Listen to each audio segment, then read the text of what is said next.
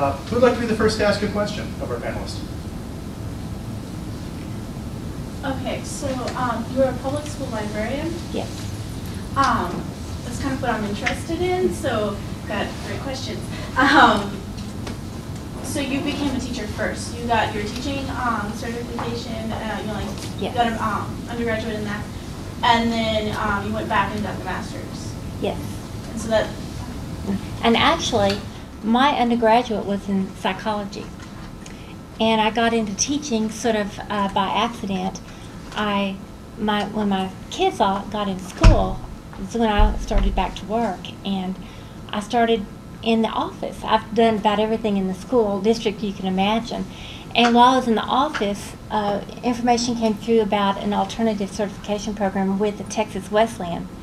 So I actually got my teaching certification through that and became a teacher. Now, to become a school librarian, you don't have to have an MLS right now. The state of Texas sometimes changes its requirements. Right now, you just have to have a master's. And if you have a master's, then you can take some required courses. Each university has a little bit of flexibility on what courses they required for certification. And so, but the good thing I think about even if you're going to be a school librarian and you already have a master's, so you think I'm not going to get an MLS.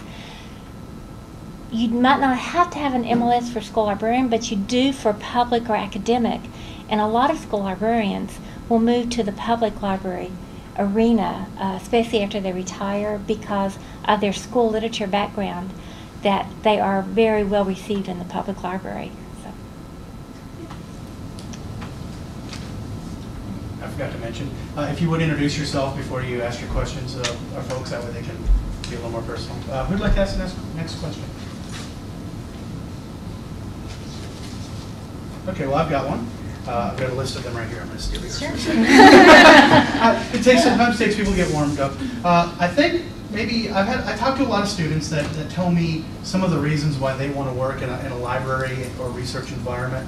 And I guess for each of the panelists, if you could kind of maybe help me and help the students dispel some of the myths about working in the field, or some of the preconceived notions that people may carry into this and they may find as a rude awakening once they get their first professional job. Start with Sarah. Or whoever would like to jump in. Feel free to jump in. To dispel some of the myths. Well, or any preconceived notions somebody may not know about working either in a special library or in a research situation or public or even academic.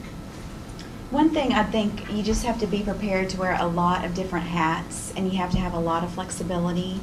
You know, and so, like my personality, I love that. You know, I don't want to be rigid in just one role all day long, but I think that you need to be prepared to, you know, that you're going to be asked to do a lot of different things, take on a lot of different responsibilities, and you know, just be prepared for that you may be called on to do something that doesn't necessarily fall within your job description, but you may discover that it's something that you really enjoy doing and want to continue to build upon.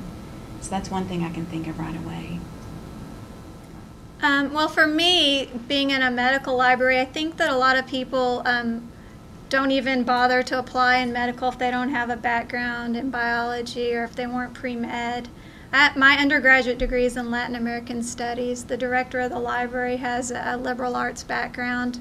You know, you'll have to learn medical vocabulary, but you don't necessarily have to have that. I think once you're a good librarian in one discipline, you can really learn how to do it in another. And so I think a lot of people might be scared.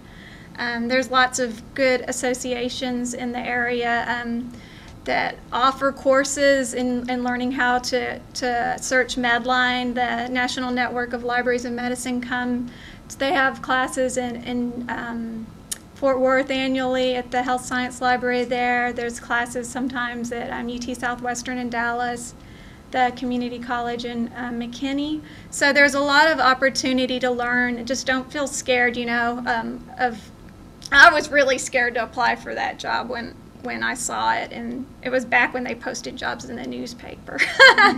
But I did, and I had a really great mentor, and you can really learn a lot from your co-workers, and I think if you are interested, then it's a possibility. And I agree with everything she said too. You're going to have to be very flexible and do different duties. It's not going to be run of the mill. And you're not going to be reading books. You're not going to be shelving. You know, you can't just sit at your desk and have it all hunky dory. There's a lot of work to be done, but it's really rewarding.